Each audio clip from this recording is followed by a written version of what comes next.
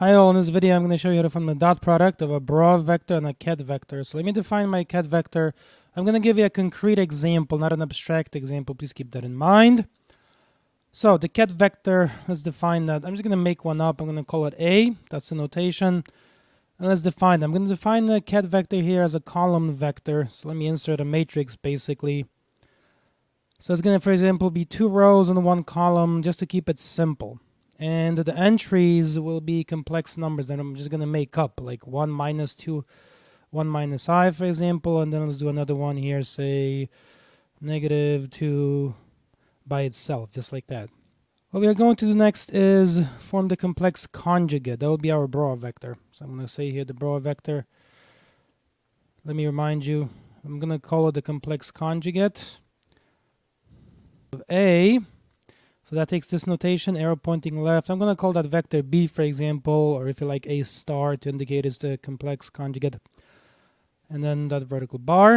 And let's define this. So we're going to define that as a column vector with these entries. You're going to form the complex conjugate of 1 minus I. So when you form the complex conjugate, the 1 stays, but the negative I becomes positive I. So over here I'm going to say now 1 plus I. And the second entry, well, take a look. Back in the Ket vector, the second entry is negative 2. Doesn't have an imaginary part. So you can just copy that as negative 2. I wanted to show you an example where one entry is, for example, a complex number. The other one has this real part. So over here, I'm going to put negative 2 still. So remember, when you form the complex conjugate, only the negative I becomes positive I. The rest of it is unchanged. So let's form the dot product. In other words, I'm going to form this quantity right here. Okay? So I put my bar A vector, just the way you see it here, the dot product. Let me put these in this position. So I'm going to first copy this vector A, and then I'm going to multiply in front of it by the vector B. So that means the following, in other words. Take a look. I'm going to put in front of it the vector B. So let me do that now. I'm going to insert that vector in that position. So that's a 1 row, 2 column vector. Keep that in mind. I'm using a program called S Math Studio.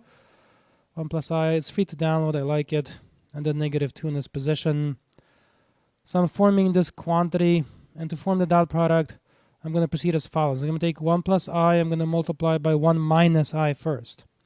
So down below I'm going to put 1 plus I. I'm going to multiply by 1 minus I.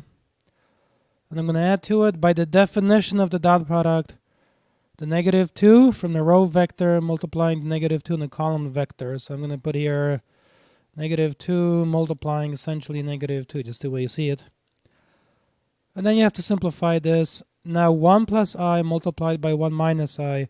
If you look at that very carefully, again, that's high school math because that's essentially a difference of 2 squares multiplied out in factored form. So you can go then from the factored form back to the more complex form, the more compact form with the squares showing. So it's basically now like this, okay? 1 squared minus I squared. Just like that, you see? Factoring difference of squares would give you 1 plus I times 1 minus I. Going back to the original would give you 1 squared minus I squared. Then you have the plus negative 2 times negative 2 is positive 4. I squared is always negative 1. So this becomes 1 squared minus, then you replace I squared with negative 1. And then the 1 squared in the front, of course, is just 1. So that's just 1 still. And I'm going to put here plus 4. Then you add them, so it's going to be 2 plus 4. In the end, I have 6. So what this tells me is that the dot product of our particular broad and Ket is the number 6. It's a numerical value. It's not another vector. It's a scalar quantity, a number that is. If you have a quantity like a squared minus b squared, it doesn't matter what the a and b are. They can be real numbers, even complex numbers. That's equal to a plus b multiplying a minus b.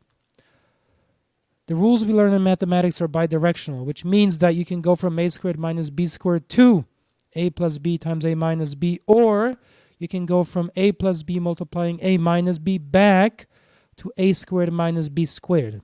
And the direction that you use depends on the one that is more useful. So in our context, I had over here 1 plus I multiplying 1 minus I. It was more useful to go back to 1 squared minus I squared. So I took that direction.